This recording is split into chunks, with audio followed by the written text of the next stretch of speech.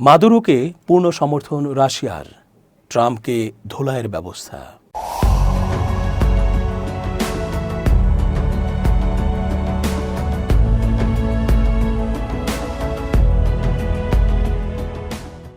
আসসালামু আলাইকুম প্রিয় দর্শক, আমন্ত্রণ আজকের আলোচনায়। চেঞ্জ টিভির আন্তর্জাতিক চোখ অনুষ্ঠানে এস জে রতন স্বাগত জানাচ্ছি। মাদুরোকে ক্ষমতা থেকে সরাতে হেন কাজ নেই, ট্রাম্প বাকি রেখেছেন। এমন এক অবস্থা চলছে যখন মাদুরোকে প্ল্যান বলে দেওয়া হচ্ছে কিভাবে মাদুরো পালাতে চান। ট্রাম্পের এই সকল কথায় তার মোড়লগিরির আকাঙ্ক্ষা আবারও প্রকাশ্যে এসেছে। তবে সাম্প্রতিক খবর, মাদুরোকে পূর্ণ সমর্থন দিলেন পুতিন। ভেনেজুয়েলাকে যে কোনো ধরনের সহায়তা দিয়ে ট্রাম্পকে সোজা করতে সাথে আছেন পুতিন এবং তার দেশ রাশিয়া। বিশ্লেষকরা জানাচ্ছেন এটা ট্রাম্পের জন্য এক ধরনের ধোলাইয়ের ব্যবস্থাই যেন। রাশিয়ার প্রেসিডেন্ট ভ্লাদিমির পুতিন বৃহস্পতিবার ফোনে ভেনেজুয়েলার প্রেসিডেন্ট নিকোলাস মাদুরোর সাথে কথা বলেছেন এবং ক্রমবর্ধমান বহিরাগত চাপের মুখে তার সরকারের প্রতি মস্কোর সমর্থনের কথা নিশ্চিত করেছেন। ক্রেমলিন এটা জানিয়েছে। ক্রেমলিন এক বিবৃতিতে জানিয়েছে যে পুতিন এবং মাদুরো তাদের কৌশলগত অংশীদারিত্ব চুক্তিতে কাজ করার এবং অর্থনীতি ও জ্বালানি খাত সম্পর্কিত বিভিন্ন যৌথ প্রকল্প বাস্তবায়নের ইচ্ছা প্রকাশ করেছেন। একই দিনে বেলারুশের প্রেসিডেন্ট আলেকজান্ডার লুকাশেঙ্কো 17 দিনের মধ্যে দ্বিতীয়বারের মতো মস্কোয় নিযুক্ত ভেনেজুয়েলার রাষ্ট্রদূত হেসুস রাফায়েল সালাজার ভোলাস্কেজের সঙ্গে বৈঠক করেন। বেলারুশের রাষ্ট্রীয় সংবাদ সংস্থা বেলচার বরাতে বলা হয়, 25 নভেম্বর লুকাশেঙ্কো রাষ্ট্রদূতকে জানান যে মাদুরোকে বেলারুশে সবসময় স্বাগত। তবে রয়টার্স লুকাশেঙ্কোর দপ্তরে বৈঠকগুলোর গুরুত্ব এবং মাদুরো পদত্যাগ করলে তাকে আশ্রয় দিতে বেলারুশ প্রস্তুত কিনা এসব বিষয়ে মন্তব্যের জন্য অনুরোধ জানায়, তবে কোনো জবাব পাওয়া যায়নি। ট্রাম্প প্রশাসন বলেছে তারা 2013 সাল থেকে ক্ষমতায় থাকা মাদুরোকে ভেনেজুয়েলার বৈধ প্রেসিডেন্ট হিসেবে স্বীকৃতি দেয় না। গত বছর তিনি যে পুনর্নির্বাচনের দাবি করেছেন, যুক্তরাষ্ট্র ও অন্যান্য পশ্চিমা সরকার তা ভুয়া নির্বাচন বলে বাতিল করেছে। স্বাধীন পর্যবেক্ষকদের মতে বিরোধী প্রার্থীরা বিপুল ব্যবধানে জয়ী হয়েছিল। সাম্প্রতিক মাসগুলোয় ট্রাম্প ভেনেজুয়েলার ওপর চাপ বাড়িয়েছেন, বিশেষ করে ক্যারিবীয় অঞ্চলে ব্যাপক সামরিক জোরালো উপস্থিতির মাধ্যমে। সূত্র রয়টার্স। মাসখানেক আগে রাশিয়া জানিয়েছিল ক্যারিবীয় অঞ্চলে বাড়তে থাকা উত্তেজনার প্রেক্ষাপটে দেশটি ভেনেজুয়েলার সঙ্গে নিয়মিত ও ঘনিষ্ঠ যোগাযোগে রয়েছে। মঙ্গলবার ক্রেমলিনের মুখপাত্র দিমিত্রি পেসকভ এ তথ্য জানান। রুশ সংবাদ সংস্থা তাস এর বরাতে পেসকভ বলেন, আমাদের ভেনেজুয়েলার সঙ্গে নিয়মিত কর্মসম্পর্ক রয়েছে। তিনি আরও জানান, মস্কো কারাকাসকে কোনো নির্দিষ্ট সহায়তা দিচ্ছে কিনা সেই বিষয়ে বিস্তারিত জানাতে অস্বীকৃতি জানান পেসকভ। যুক্তরাষ্ট্র ভেনেজুয়েলা উত্তেজনা। সম্প্রতি যুক্তরাষ্ট্র ক্যারিবীয় সাগরে বৃহৎ সামরিক উপস্থিতি গড়ে তুলেছে, যা ওয়াশিংটনের দাবি অনুযায়ী মাদক বিরোধী অভিযানের অংশ। এই অভিযানে এখন পর্যন্ত অন্তত 14টি নৌকাকে টার্গেট করা হয়েছে এবং 61 জন নিহত হয়েছেন। রুশ পররাষ্ট্র মন্ত্রণালয় সপ্তাহান্তে যুক্তরাষ্ট্রের এই পদক্ষেপের নিন্দা জানিয়ে বলেছে, ক্যারিবীয় সাগরে যুক্তরাষ্ট্র অতিরিক্ত সামরিক শক্তি ব্যবহার করছে। একই সঙ্গে রাশিয়া ভেনেজুয়েলার নেতৃত্বের প্রতি সমর্থন পুনর্ব্যক্ত করেছে। গত মে মাসে রুশ প্রেসিডেন্ট ভ্লাদিমির পুতিন ও ভেনেজুয়েলার প্রেসিডেন্ট নিকোলাস মাদুরো মস্কোতে একটি কৌশলগত অংশীদারিত্ব চুক্তি স্বাক্ষর করেন। চুক্তির আওতায় দুই দেশ অর্থনীতি, জ্বালানি ও প্রতিরক্ষা খাতে সহযোগিতা বাড়ানোর বিষয়ে একমত হয়। পেসকভের ভাষ্য অনুযায়ী রাশিয়া চায় যুক্তরাষ্ট্র ও ভেনেজুয়েলার মধ্যে পরিস্থিতি শান্তিপূর্ণ থাকুক এবং নতুন কোনো সংঘাতের সৃষ্টি না হোক। রাশিয়া বলছে ক্যারিবীয় অঞ্চলে স্থিতিশীলতা বজায় রাখা আন্তর্জাতিক নিরাপত্তার জন্য অপরিহার্য। লাতিন আমেরিকার ভূ রাজনৈতিক মানচিত্রে ভেনেজুয়েলা আজ এক ভয়াবহ দ্বৈরথের কেন্দ্রবিন্দু, যেখানে বিশ্বের সর্ববৃহৎ তেল ভাণ্ডারের ওপর দাঁড়িয়ে থাকা একটি দেশ গভীর রাজনৈতিক, অর্থনৈতিক ও মানবিক সংকটে ধুঁকছে।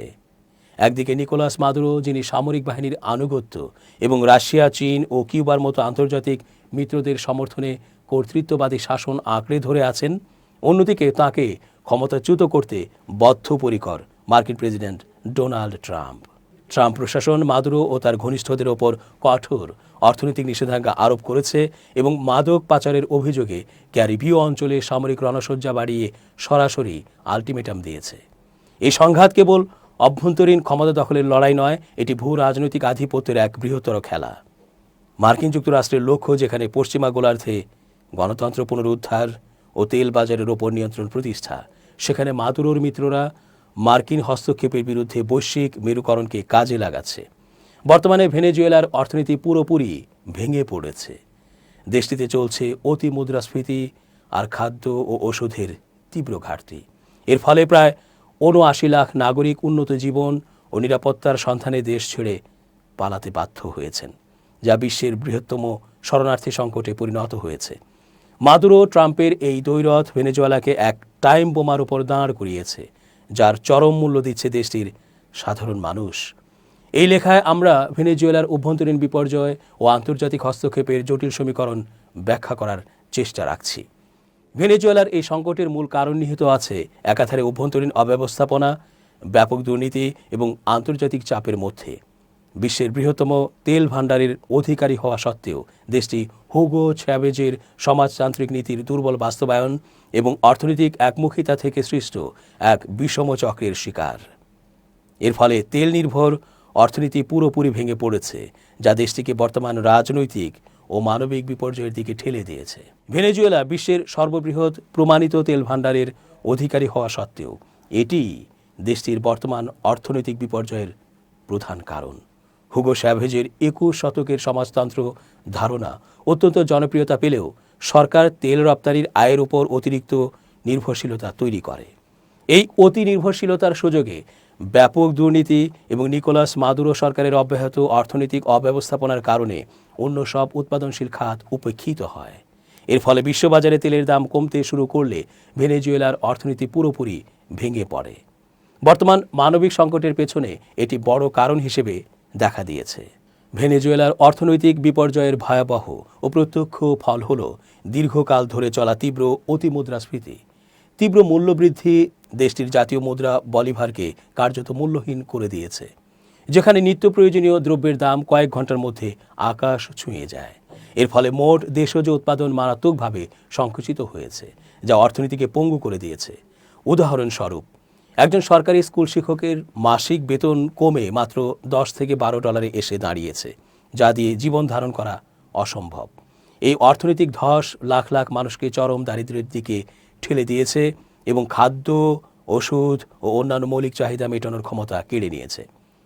ভেনেজুয়েলা সংকটের অন্যতম প্রধান কারণ হল প্রেসিডেন্ট নিকোলাস মাদুরোর নেতৃত্বাধীন সরকারের কর্তৃত্ববাদী শাসন প্রতিষ্ঠা। মাদুরো সরকার দেশের বিরোধী দল ও গণতন্ত্রের পরিসরকে সীমিত করার মাধ্যমে ক্ষমতাকে কুক্ষিগত করেছে। বিরোধীদের কণ্ঠরোধ করতে গিয়ে বিচার বিভাগকে প্রভাবিত করা, গণমাধ্যমকে নিয়ন্ত্রণ করা এবং সমালোচকদের বিরুদ্ধে কঠোর পদক্ষেপ নেওয়ার অভিযোগ রয়েছে। এমনকি জুলাই ২০২৪ মাসের নির্বাচন নিয়েও ব্যাপক বিতর্ক সৃষ্টি হয়েছে, যেখানে কারচুপি এবং অনিয়মের সুস্পষ্ট অভিযোগ উঠেছে। এই নির্বাচনকে আন্তর্জাতিক মহল থেকে স্বাধীন ও নিরপেক্ষ বলে স্বীকৃতি দেওয়া হয়নি। এসব কর্তৃত্ববাদী পদক্ষেপগুলোর ফলে দেশে বিক্ষোভ ও রাজনৈতিক অস্থিরতা বৃদ্ধি পেয়েছে এবং সরকারের সমালোচনাকারী রাজনৈতিক বন্দীর সংখ্যাও উদ্বেগজনকভাবে বেড়ে চলেছে। মাদুরো সরকারের এই একনায়কতান্ত্রিক আচরণ ভেনেজুয়েলার সংকটকে গভীর ও জটিল করে তুলেছে। ভেনেজুয়েলার চলমান সংকটে আন্তর্জাতিক হস্তক্ষেপের সবচেয়ে কঠোর রূপটি এসেছে মার্কিন যুক্তরাষ্ট্র থেকে। প্রেসিডেন্ট ডোনাল্ড ট্রাম্পের দ্বিতীয় মেয়াদের নীতি ভেনেজুয়েলার অভ্যন্তরীণ সংকটে সামরিক উত্তেজনার পারদ চড়িয়ে দিয়েছে। মাদুরোকে ক্ষমতাচ্যুত করার লক্ষ্যে ট্রাম্প প্রশাসন একদিকে যেমন কঠোর অর্থনৈতিক নিষেধাজ্ঞা আরোপ করেছে, তেমনি অন্যদিকে ক্যারিবীয় অঞ্চলে সামরিক শক্তি প্রদর্শন করে চাপ সৃষ্টি করেছে। এই আগ্রাসী নীতিকে মাদুরো সরকার তাদের তেল সম্পদ দখলের চক্রান্ত হিসেবে দেখছে, যা দুই দেশের মধ্যে সরাসরি সামরিক সংঘাতের ঝুঁকি তৈরি করেছে। মাদুরো সরকারকে ক্ষমতাচ্যুত করার লক্ষ্যে ট্রাম্প প্রশাসন সবচেয়ে শক্তিশালী অস্ত্র হিসেবে কঠোর অর্থনৈতিক নিষেধাজ্ঞা আরোপ করেছে। এই নিষেধাজ্ঞার প্রধান লক্ষ্য ভেনেজুয়েলার তেল রপ্তানি, যা সরকারের আয়ের প্রধান উৎস। এর পাশাপাশি মাদুরো এবং তার ঘনিষ্ঠ সরকারি কর্মকর্তাদের ওপর ভিসা নিষেধাজ্ঞা এবং আর্থিক সম্পদ জব্দ করা হয়। পরিস্থিতি তীব্র করতে যুক্তরাষ্ট্র নিকোলাস মাদুরোকে আন্তর্জাতিক সন্ত্রাসী নেতা এবং মাদক পাচারকারী হিসেবে অভিযুক্ত করে। তার গ্রেপ্তারে সহায়ক তথ্যের জন্য পুরস্কারের অঙ্ক প্রাথমিক $25 মিলিয়ন থেকে বাড়িয়ে $50 মিলিয়ন উন্নীত করা হয়। এই পদক্ষেপগুলো মাদুরো সরকারের উপর চরম চাপ সৃষ্টি করেছে। মার্কিন যুক্তরাষ্ট্রের চাপ শুধুমাত্র অর্থনৈতিক নিষেধাজ্ঞার মধ্যে সীমাবদ্ধ থাকেনি, বরং ক্যারিবীয় অঞ্চলে সরাসরি সামরিক রণসজ্জা মোতায়েন করা হয়েছে। ওয়াশিংটন আনুষ্ঠানিকভাবে এই পদক্ষেপকে মাদক পাচারের বিরুদ্ধে লড়াই এবং আন্তর্জাতিক অপরাধ দমনের অংশ হিসেবে প্রচার করলেও এর মূল উদ্দেশ্য মাদুরো সরকারের ওপর সামরিক ও মনস্তাত্ত্বিক চাপ সৃষ্টি করা। এই নীতির অংশ হিসেবে যুক্তরাষ্ট্র বিশ্বের বৃহত্তম বিমানবাহী রণতরী ইউএসএস জেরাল্ড আর ফোর্ড সহ অন্যান্য যুদ্ধজাহাজ এবং হাজার হাজার সেনা মোতায়েন করেছে। অন্যদিকে সম্ভাব্য সামরিক অভিযান ঠেকাতে ভেনেজুয়েলা পাল্টা প্রস্তুতি নিয়েছে। মাদুরো সরকার তাদের সামরিক বাহিনীর পাশাপাশি বিশাল সংখ্যক মিলিশিয়া বাহিনীকে প্রস্তুত করেছে এবং নিয়মিত সামরিক মহড়া চালিয়ে আন্তর্জাতিক শক্তিকে নিজেদের প্রতিরক্ষা সক্ষমতা প্রদর্শন করছে। এই সামরিক উপস্থিতি ভেনেজুয়েলা এবং যুক্তরাষ্ট্রের মধ্যে সরাসরি সংঘাতের ঝুঁকি বাড়িয়েছে। ট্রাম্প প্রশাসন মাদুরোর ওপর চাপ বাড়াতে আকাশসীমা ব্যবহারেরও কঠোর বিধিনিষেধের মধ্যে এনেছে। যুক্তরাষ্ট্র একতরফাভাবে ঘোষণা করে যে ভেনেজুয়েলার সামরিক বা আধা সামরিক বিমানগুলো মার্কিন যুক্তরাষ্ট্রের জন্য বিপদ ডেকে আনলে তাদের গুলি করে ভূপাতিত করা হতে পারে।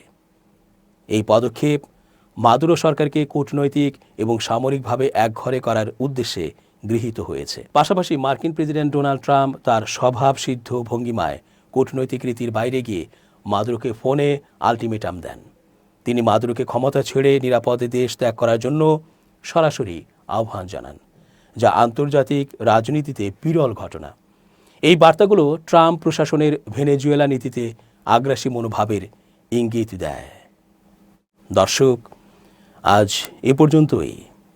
ধন্যবাদ। change tv.press এক ফোঁটা হলুদও নেই।